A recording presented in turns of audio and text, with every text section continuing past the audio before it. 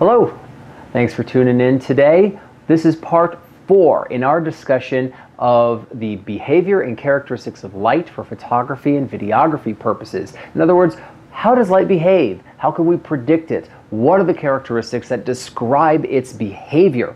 In part 1, we discussed brightness or luminosity. How do we understand and quantify and describe the brightness of a light source within a photograph? In part 2, we discussed specularity. In other words, the transition of light from lit to unlit areas. How smoothly does it happen? And what are its aesthetical choices that exist within specularity? And how do you make those decisions? In part 3, we put that light into an environment, and we understood light contrast. That's the relative value differences between your light and another light, or your light in the ambient light condition.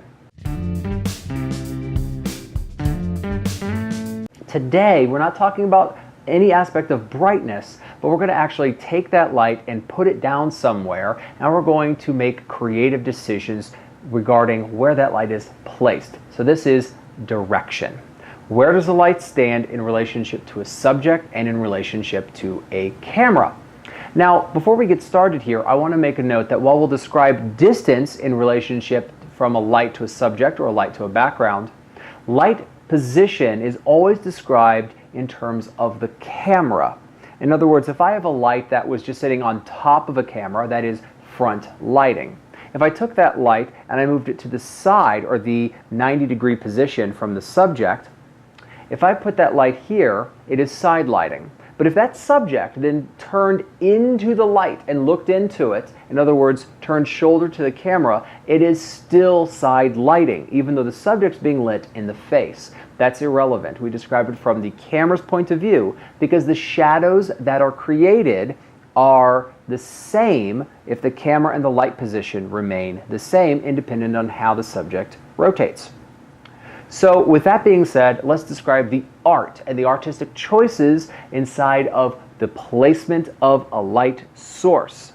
So the first mistake that people make when placing down a light is they don't think about that position as a creative choice. The second mistake that they make is that they don't think about that light position in 3 dimensions. But placing a light is a creative decision, and it is a 3-dimensional creative decision. The 3 dimensions of the position of a light are its distance to the subject, its arc around the subject, and its height. Distance, arc, or you can think of it in angle, and height. Those 3 things are the artistic decisions you get to make as you place your light for your shot or for your video clip.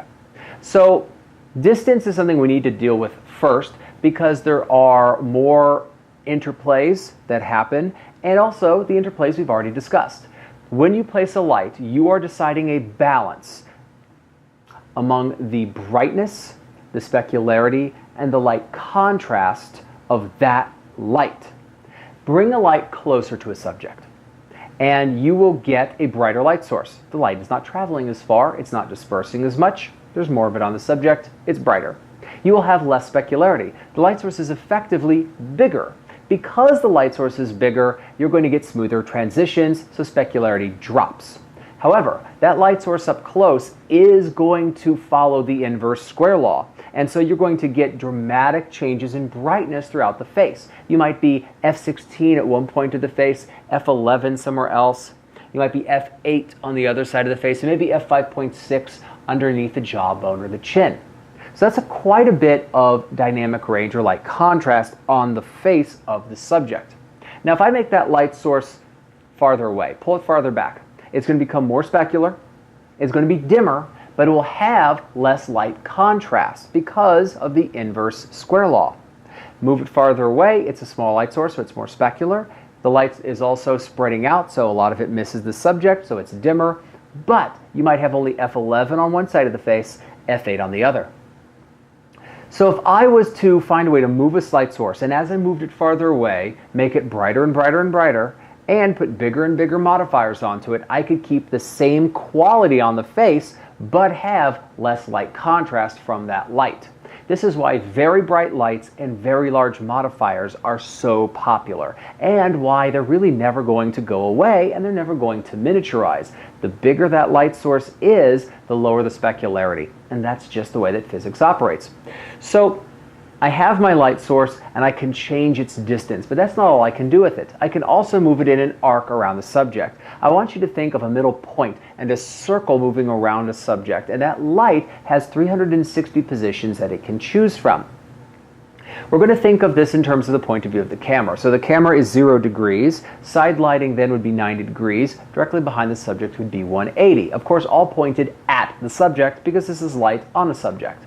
Front lighting, from the point of view of the camera, of course, is going to be characterized by being very flat. It's not the most attractive position. There are very few interesting shadows and textures. It kind of merges the subject into the background, but it has the most detail. Move that light to the 90-degree side lighting position. At the 90-degree side lighting position, you've given up some detail because one side of the face is not lit. You have a little bit more of shape and form on the subject, standing the subject out from the background more, and you're emphasizing texture. Lots of interesting shadows, lots of texture. Take that light and move it behind the subject to the 180-degree position, and now you have the least amount of detail, you have very low amounts of texture, but you do have the most emphasis on shape and form. This position emphasizes the subject standing out from the background and creates a nice halo effect around the subject. So front light emphasizes detail, side light emphasizes texture, backlight is shape and form. You will see some people argue, and I've even seen some instruction manuals for lights argue, that the only place to put a light is at 45 degrees. This is a ridiculous thing to say, but I'll tell you where the thought process comes from. If I have a front lighting position, I'm entirely emphasizing detail. Side lighting entirely emphasizes texture. 45 degrees between 0 and 90 is going to split the difference between the two and is going to have an equal balance of detail to texture. Now, if you care about the two things equally in your shot, that's an appropriate lighting position for you. But if I was doing a beauty shot or a LinkedIn profile page, I'm going to have the light source closer to front lighting than side lighting. If I was doing a moody or dramatic kind of shot, I would be emphasizing texture more, so I would be closer to the 90-degree position. This is an aesthetic choice. Whenever I can help it, I backlight my subjects.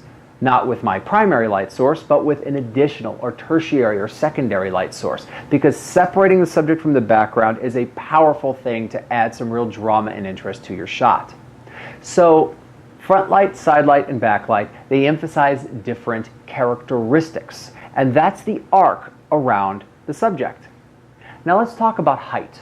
You never light from below the eye level of your subjects. If you light from eye level, you emphasize the eyes. If you light from below eye level, you emphasize the chin and the nose, and no one wants you to do that. So, except in situations where you're recreating horror lighting or some other kind of very strange effect, we light from eye level or above. Most of the time for beauty lighting and for most portraiture, we light into the eyes to emphasize them, and that is a normal height position. If I was to raise the height of the light source above the subject, I start recreating sunlight. Now I can do it with a larger modifier, and therefore I can place it wherever I want, and I can have better specularity within the shot. But I can recreate sunlight.